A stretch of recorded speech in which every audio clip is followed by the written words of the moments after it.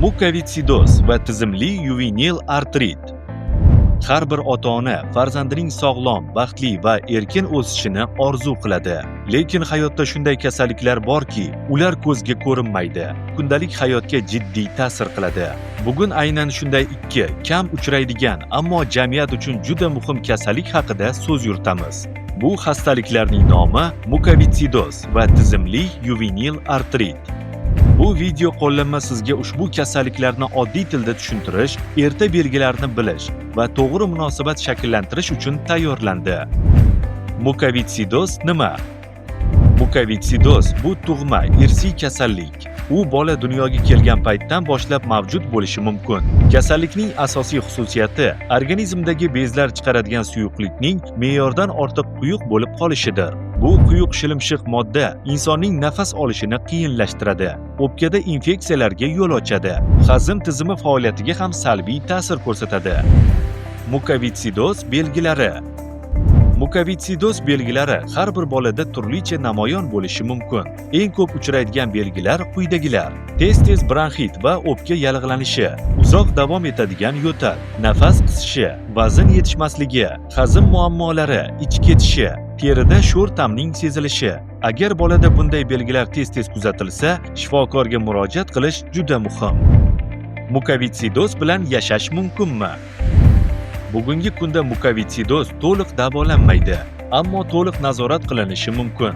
To'g'ri davolash, doimiy parvarish va tibbiy kuzatuv orqali bola to'laqonli hayot kechirishi mumkin. Nafas mashqlari, maxsus dori-darmonlar, to'g'ri ovqatlanish va ota-onaning e'tibori bu kasallik bilan kurashda eng asosiy omillardir. Tizimli yuvenil artrit nima? Tizimli yuvenil artrit bu bolalarda uchraydigan yallig'lanishli revmatik kasallik. U nafaqat bo'g'imlarni, balki butun organizmni qamrab olishi mumkin. Bu kasallikda immun tizimi o'z to'qimalariga qarshi ishlay boshlaydi. Natijada og'riq, harakat cheklanishi va umumiy holat yomonlashishi kuzatiladi. Tizimli yuvenil artrit belgilari. Kasallik quyidagi belgilar bilan boshlanishi mumkin. Uzoq davom etadigan yuqori isitma, bo'g'imlarda og'riq va shish, terida qizg'ish toshmalar, tez charchash, ishtahaning pasayishi. Bu belgilarni oddiy shamollash deb qabul qilish xato bo'ladi. Erta tashxis bolaning kelajagi uchun hal qiluvchi ahamiyatga ega. Davolash va qo'llab-quvvatlash. Tizimli yuvenil artritni davolash uzoq muddatli jarayon. U dori-darmonlar, fizioterapiya va psixologik qo'llab-quvvatlashni o'z ichiga oladi. Oilaning mehri va sabri bola uchun eng kuchli davo hisoblanadi. Jamiyatning roli: tushunish va qabul qilish. Bunday kasallikka chalingan bolalar jamiyatda o'zini yolg'iz his qilmasligi kerak. Ular ham o'qish, o'ynash, orzu qilish huquqiga ega. Guvohi bo'lganingizdek, mukovitsidoz va tizimli yuvenil artrit og'ir, ammo umidsiz kasalliklar emas. Eng muhimi bilish, o'z vaqtida shifokorga murojaat qilish va bolaga ishonish. Psixologik omillar va ruhiy qo'llab-quvvatlash. Surunkali kasalliklar faqatgina jismoniy holatni emas, balki bolaning ruhiy dunyosini ham o'zgartiradi. Mukovitsidoz yoki tizimli yuvenil artrit bilan yashaydigan bolalar ko'pincha o'zini tengdoshlaridan farqli, ba'zan esa yolg'iz his qiladi. Davolash jarayonida tez-tez kasalxonaga borish, harakat cheklanishi yoki doimiy nazorat bolada qo'rquv, tushkunlik va ishonchsizlikni yuzaga keltirishi mumkin. Shu sababli tibbiy yordam bilan bir qatorda psixologik qo'llab-quvvatlash ham juda muhim.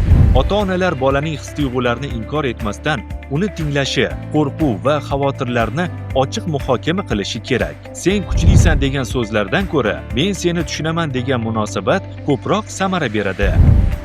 Ota-onalar uchun muhim maslahatlar. Hayot haqiqati shundaki, surunkali kasallikka chalingan bolani tarbiyalash ota-onadan qo'shimcha bilim, sabr va mas'uliyat talab qiladi. Ota-onalar uchun kasallik haqida ishonchli manbalardan ma'lumot olish, shifokor tavsiyalariga qat'iy amal qilish, bolani kasal deb emas, qobiliyatli shaxs deb qabul qilish, uning mustaqil bo'lishiga imkoniyat yaratish, oilada ijobiy muhitni saqlash. Shu bilan birga, bolani haddan ortiq asrash ham salbiy oqibatlarga olib kelishi mumkin.